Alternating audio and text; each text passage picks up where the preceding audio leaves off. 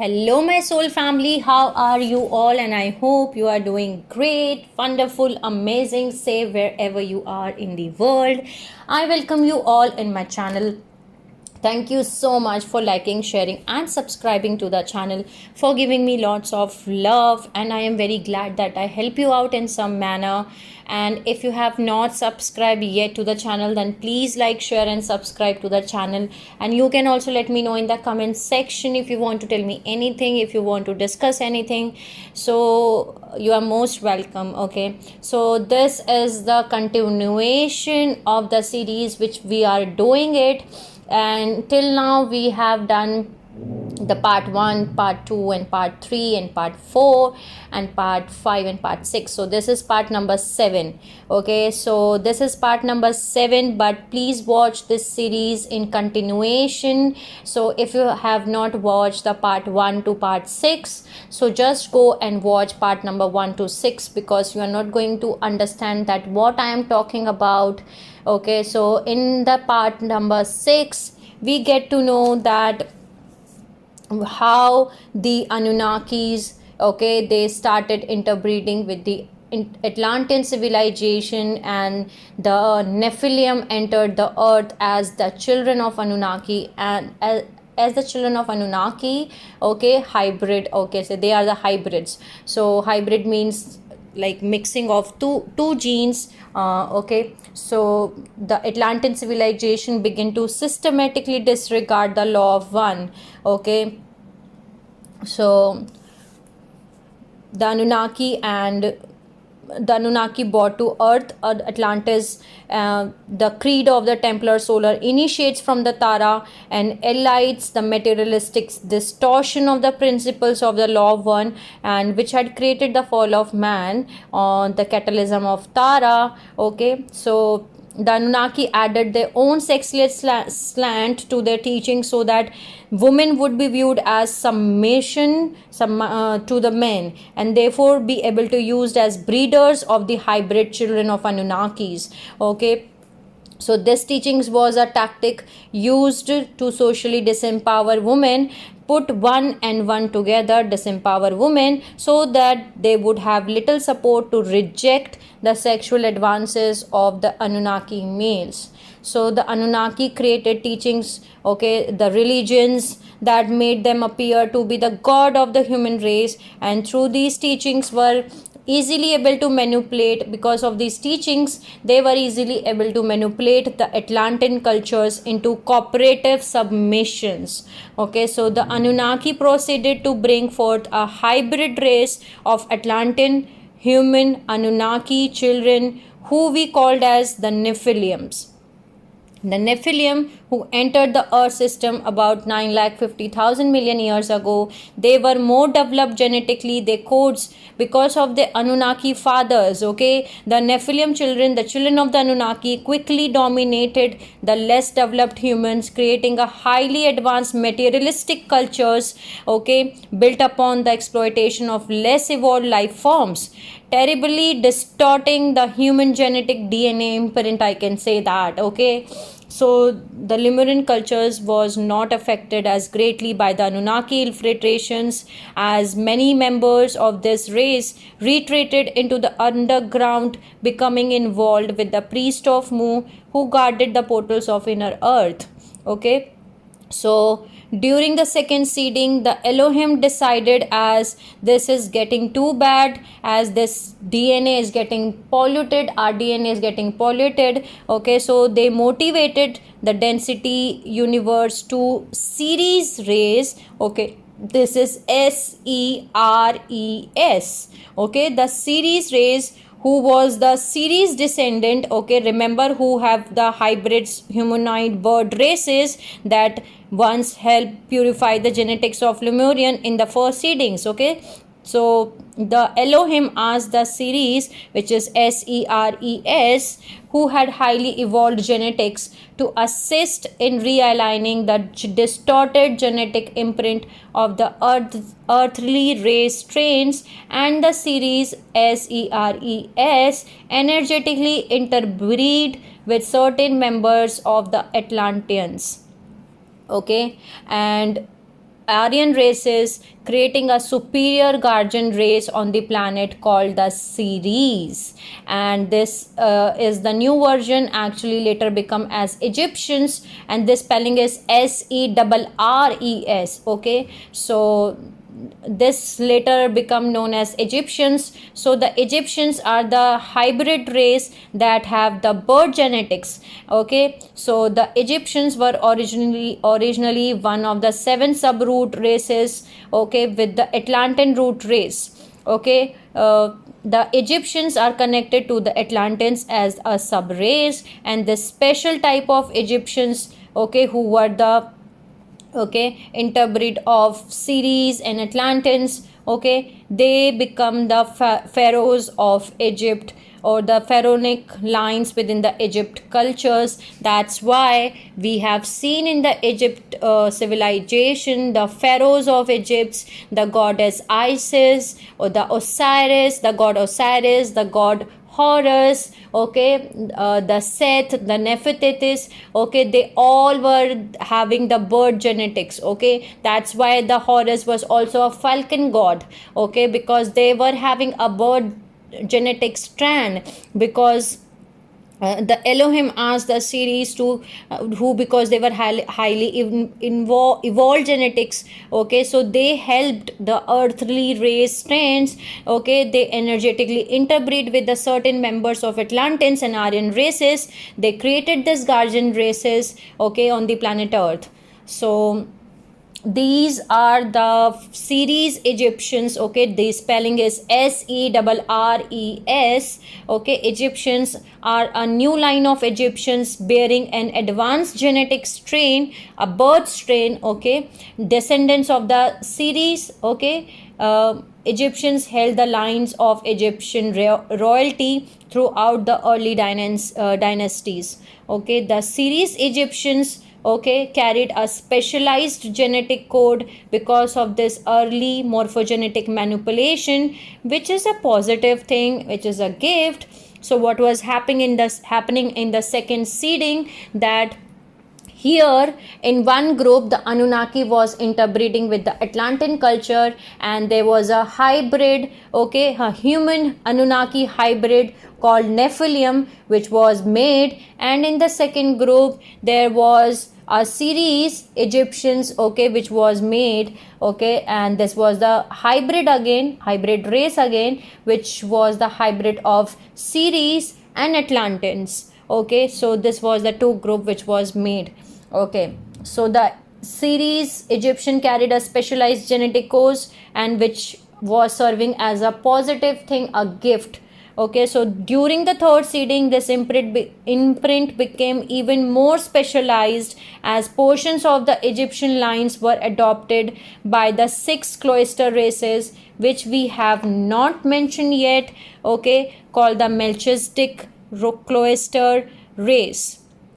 Okay, so now what has happened, that the Ceres Seres genetics were improved again with this more advanced cloister race, and of all human races to walk the planet, the Ceres Egyptian, okay, Melchizedek, the Ceres Egyptian, which is the one who were carrying the most diversified genetic code. So these were the having the hybrid, how they become the hybrid. The Ceres Egyptian have interbreed with the Melchizedek cloister race, which become the Melchizedek Egyptians. Okay, so these Melchizedek Egyptians of the third seeding orchestrated the Atonist movement, okay, about 3000 years ago, in order to redirect the Egyptian culture back to towards practice of the law of one. Okay, and that's what they were doing it. The Ceres Egyptian were created during the second seeding, and after a period of development, the human evolutionary imprint began to prosper, finally going to the positive direction about 9 lakh million years ago. So So the Elohim and the Syrian Council, the Ceres, SERES, and the Peladorians of Density Universe 2, which is dimension 4, 5, and 6, re-entered the sphere of Amenti into Earth's core, but at this time, the Syrian Anunnaki from the density 1 and 2, along with the Dracon and other sympathizers, decided to take human evolution in another direction because they were still angry over Elohim interference with their Nephilim race. The Anunnaki from Sirius star A devised a plan to destroy the sphere of Amenti and utilize the earth humans as a worker race. Now that story is familiar to all of us. Okay, because Anunnaki were needed the gold to replenish depleting elements within their planetary atmosphere. Okay, and wars broke out between the earthly Nephilims and the Ceres Egyptians, okay, which accelerated into a great intergalactic war between the Elohim and the Anunnakis from the Sirius star A, each fighting for the control of the earth territory and the evolutionary direction of the human lineage. Okay, and they were fighting over us, and this war became known as the 1,000 years war, as it lasted approximate 1200 years. Okay, so now we know the electric wars. Okay, and as a consequence of electric war, the sphere of Amenti was moved into dimension 4 from the dimension 2, and there were some seals which were put into our substrands, into our sixth substrand frequency, into the antiparticle, also into the whole sixth strand of DNA. Okay, because of which there was a subconscious, unconscious, and conscious mind which has become, because of which there was a death seal. So these were the consequences of the electric war. Now during the second seeding, okay, and this while the electric wars, the first seeding was destroyed. Okay, now the second seeding is coming here, and while the second seeding was here, again 1,000 wars happened here. Okay, and now let's see what was the consequence and what was the more things are going to happen because of these 1,000 years war. Okay, so most of the earth races sought again exile in other planetary systems. Some retreated to the inner earth, and most of the Nephilims were relocated to Sirius A, to the Sirius A, and later to the planet Nibiru. Okay, and that's how they got there. So the few races remaining on the surface were destroyed by the high-tech wars. Again, the Rishi of the density 5, which is dimension 13, 14, and 15, had to intervene. Okay, so they assisted the Elohim and Syrian Anunnaki to negotiate a treaty, a deal, okay, through which both the Anunnakis and the Elohims would assist in the third seeding of the human lineage, and the agreement the Rishi negotiated between the Elohim and the Anunnaki was called as the Treaty of El Anu. ELANNU, El Anu. El means Elohim, light, okay, through which it was agreed that the Nephilim would not return to Earth, okay, but were allowed to evolve in other systems, and that attempts would be made to create another Anunnaki human hybrid. But only if the Anunnaki agreed to uphold the law of one, the new hybrid race would be entered into the human morphogenetic field through this advanced Melchizedek cloister race. So this is a great gift to offer to the Anunnaki race. The new hybrid Melchizedek Anunnaki race would be called the Anu. Okay, that's why the treaty name was El Anu. Okay, they would be allowed in the morphogenetic field, human morphogenetic field, but if they agreed to uphold the law of one.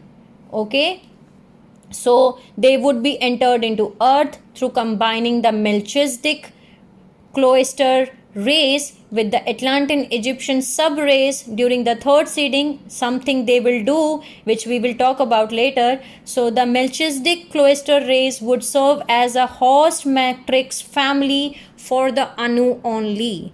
Okay, so the Melchizedek cloister race, okay, was serving as a host matrix for the Anu, okay, only for the Anu. So the treaty was created in order to end the war between these children races, okay, through agreements, okay, and that was fair to everyone, basically allowing the Anunnaki to advance the spiritual aspects of their evolution and through working with the law of one, while allowing human evolution to remain on course. But, so there is a but not all of the Anunnakis were happy with this agreement, or so the Treaty of El Anu created a division, a very clear division within the ranks of Anunnaki races and between the Anunnakis and their sister races, which are the Syrian Blues,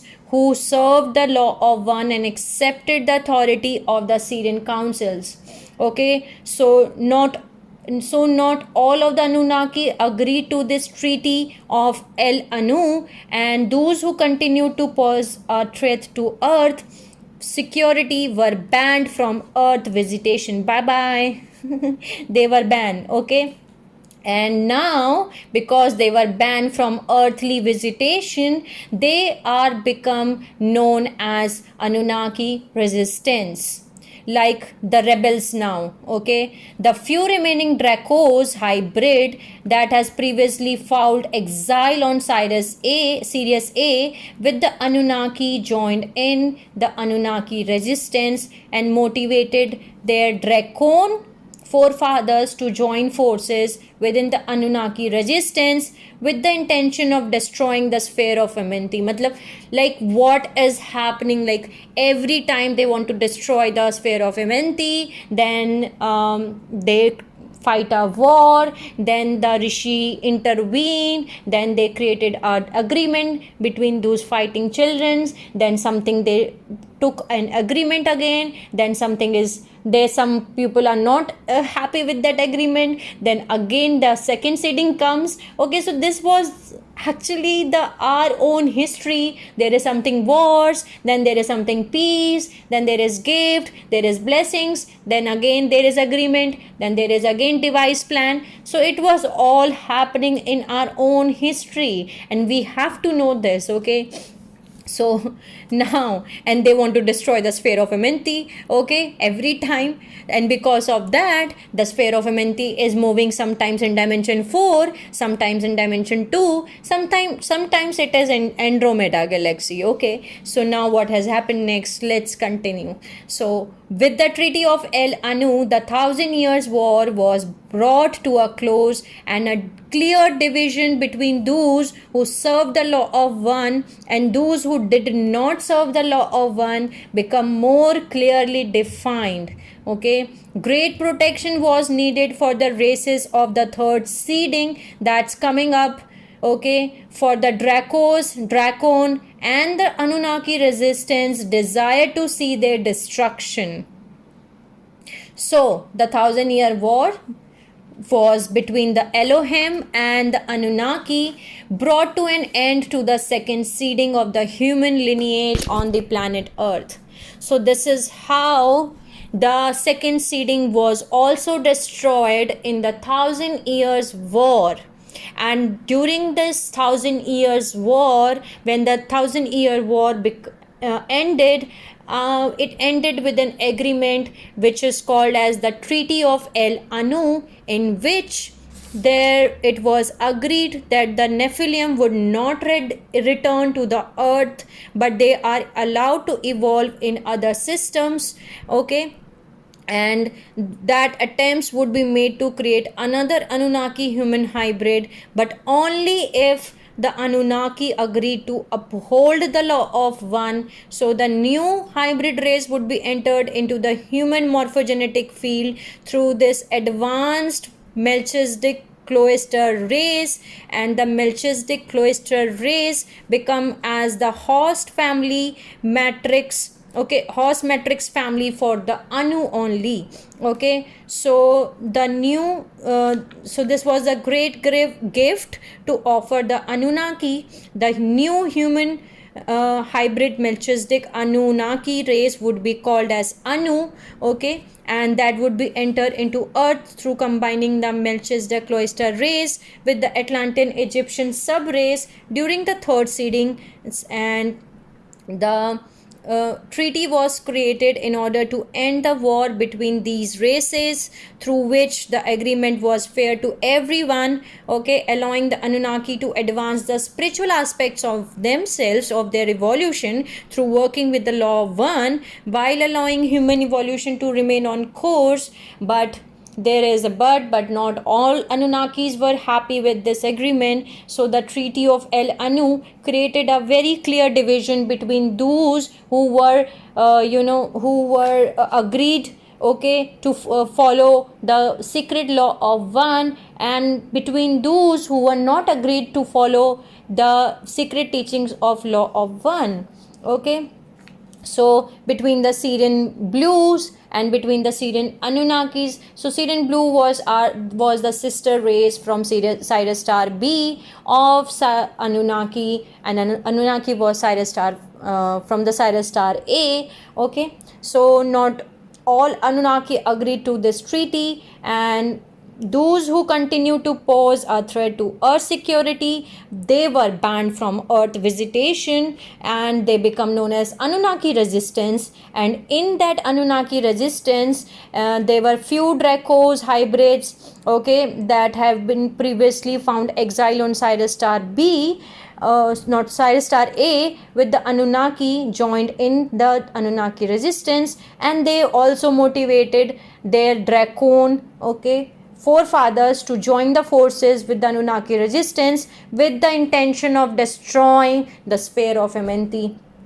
Okay, so with the Treaty of El Anu, the 1,000 years war become an end. The 1,000 years of war was completed, okay, was brought to a close, and there was clear division between those who served the law of one, okay, and for those who did not serve the law of one, okay, who did not become and those who did not want to become, okay, as evolved in spiritual way. So this was very clearly defined, and this is how the second seeding was also destroyed during the 1,000 years war.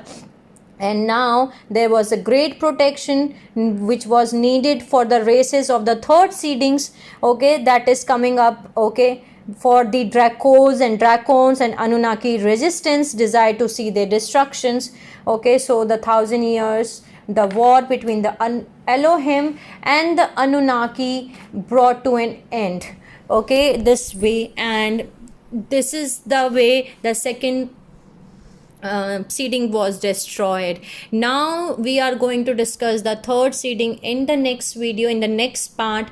And one more thing I want to make you all clear, that now we know what is the meaning of Treaty of El Anu, okay, what are the 1,000 year wars, what are the electric wars, what is the seal of Amenti, what is the seal of Pelador, okay, what is the sphere of Amenti, what is the hall of Amenti, what are the meaning of hybrids, okay, what are the cloister races, what are the second seedings, what are the first seedings, okay, and what is the meaning of death seal, okay, what is the meaning of 12 Turanism, human angelic DNA template, okay. So now we know what is the meaning of hybrid races, okay, and why the Egyptian pharaonic line were having birds, because they were having the bird strain in their DNA coding, okay. And lot of things we have now covered it until now. And what is the meaning of eye of Horus, because that was the artificial bridge which was created. Okay, so now we have already discussed these things, and you all know the meaning of these things. What is a morphogenetic field? Okay, so lot of things we have discussed and discovered and know now that what is the meaning. And now the third seeding is going to come, and that is our own seedings. We are the third seedings, we are the root race Aryan, and now here from here you are going to more connect from here.